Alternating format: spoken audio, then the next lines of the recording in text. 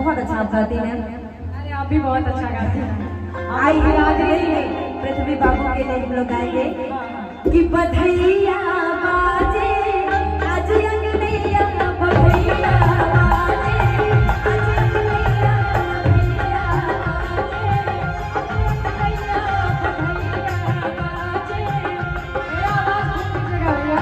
आज अंगनैया हो आज अंगनैया आज अंगनैया हो आज अंगनैया मुझे सहनैया आज अंगनैया मुझे सहनैया आज अंगनैया मुझे सहनैया आज अंगनैया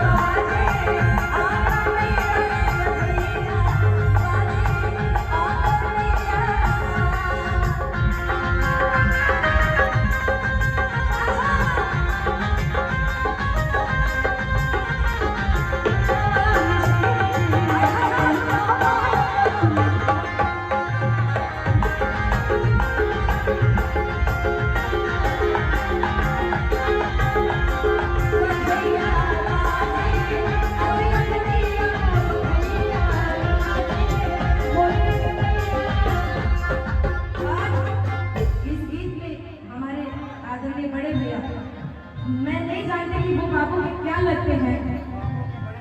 नहीं अभी जो पुरस्कार लेके नहीं मिले हैं। अच्छा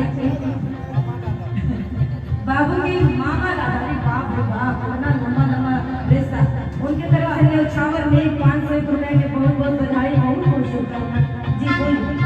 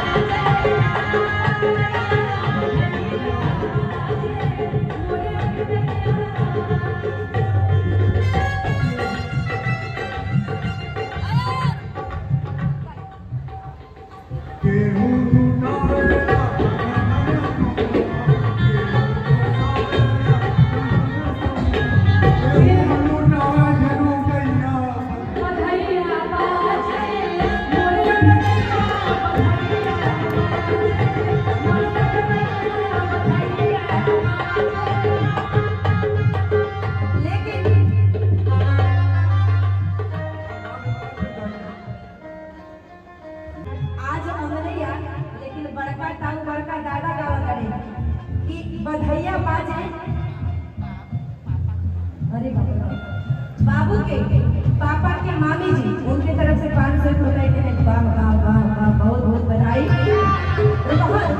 ये बोले दीजिए ये बड़े दादा बाबू के पृथ्वी बाबू के बड़का दादा हमके लगा था कि 2100 रुपया होबे करी नेक मिलने पर ताली बजा दीजिए।